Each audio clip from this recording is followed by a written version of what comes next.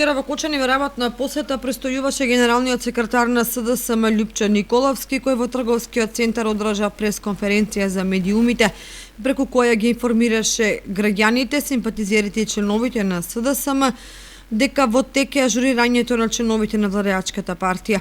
За 10 дена членството го ажурирале 20.000 членови, а партијата е отворена да приме и нови. Досега за првите 10 дена, откако започна оваа внатрепартиска постапка и крупен проект и чекор, своето членство го ажурираа до денес над 20.000 наши членови.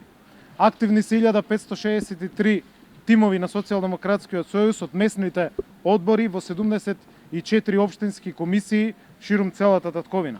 Задоволни сме од транспарентноста, демократскиот капацитет, разговорите и начинот на кој што се реализира оваа акција, почитувајќи ги сите мерки за заштита на здравјето. Љупчо Николовски заедно со подпредседателот на СДСМ Оливер Спасовски остварија и средба со членови на партијата, од кои се задоволни за демократските промени во внатрешноста на партијата и од поддршката на граѓаните. Вториот дел од работниот ден го искористуваме за да го следиме и овој процес и да поразговараме со граѓаните, симпатизерите и со нашите членови. СДСМ се менува за уште подобро да им служи на граѓаните.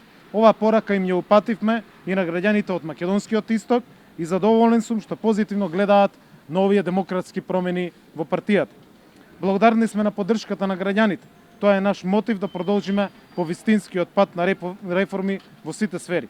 Овој важен процес носи поголема демократизација на СДСМ и ќе финишира на 21 март со првите непосредни демократски натрепартиски избори на кои што членовите на партијата ќе гласаат за претседател на партијата.